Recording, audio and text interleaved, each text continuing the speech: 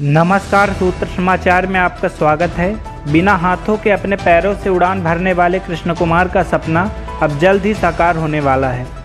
वर्ष 2020 में 12वीं की परीक्षा अपने पैरों से देकर 82% अंक अर्जित करने वाले कृष्ण कुमार अब यूपीएससी की तैयारी शुरू करेंगे एवं इसके बाद वह कलेक्टर बनने की अपनी इच्छा को पूरा करेंगे। मीडिया के द्वारा जानकारी प्राप्त होते ही मऊगंज के नवागत कलेक्टर सुबह कृष्ण कुमार के घर पहुंचे और तारीफ करते हुए उनकी हर संभव मदद करने का आश्वासन दिया। रीवा से सूत्र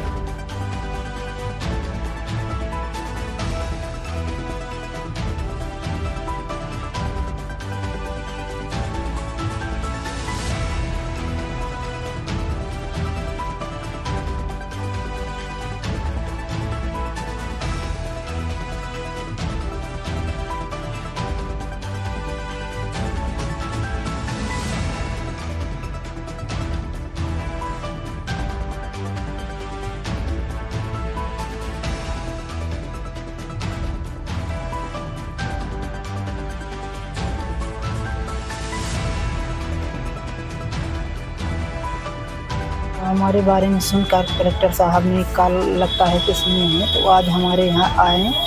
तो कलेक्टर साहब जो ही हमारी समस्याएं तो उसके बारे में बोले हैं कि हम तुम्हारा व्यवस्था करवाएंगे। बोले हैं कि पढ़ाई के लिए बोले थे IAS की तैयारी के लिए, तो उसका कह रहे हैं व्यवस्था करेंगे एक फ़ोन के लिए। और बोले हैं कि मैं बोला था कि कोई हमें नौकरी मिल जाए तो मैं अपना घर परिवार चलाता रहूँ।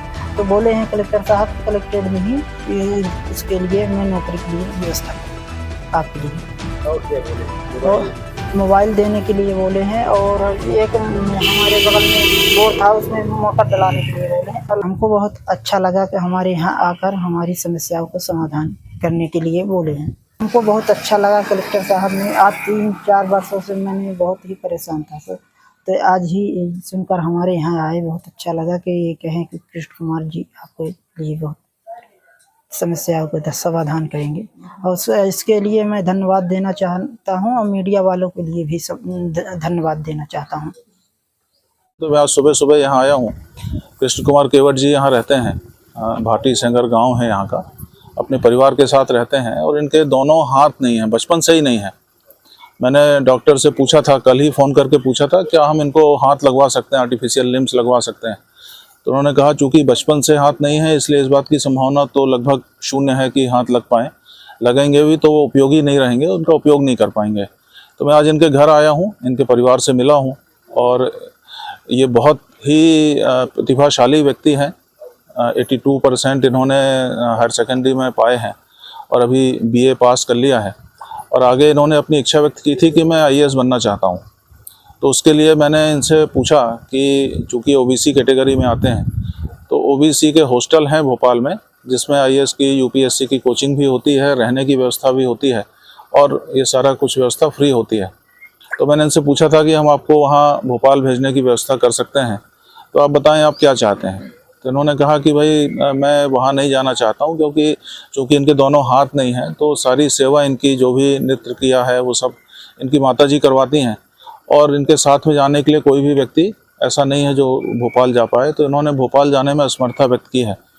और इन्होंने कहा कि मुझे कोई रोज़गार मिल जाए तो मैं रोज़गार भी अपना काम करूँगा, कोई नौकरी मिल जाए। फिर इन्होंने बताया कि इन्होंने DCA भी किया हुआ है। तो जब इन्होंने ये बताया तो फिर मैंने ये सोचा है कि इनको मैं कलेक्ट्रेट में अपना आउटसोर्स में या किसी भी उसमें कंप्यूटर ऑपरेटर के रूप में इनको मैं काम दे दूंगा।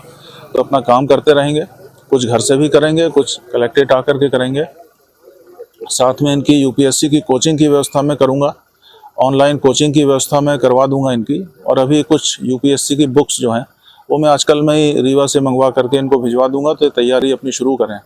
और इनके पास अभी मोबाइल भी नहीं है ऑनलाइन कोचिंग के लिए, तो एक मोबाइल भी मैं इनको उपलब्ध कराऊँगा, ताकि इनकी ऑनलाइन कोचिंग चलती रहे और घर में रह कर के अपनी पढ़ाई करें।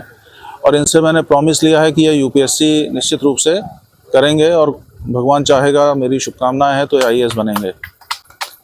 तो ये एक प्रयास हमने किया है कि इनका जीवन सुखद हो। ये कितना बड़ा इनका इतनी बड़ी सोच है कि इन पे गर्व होता है, हम सबको इन पे गर्व है।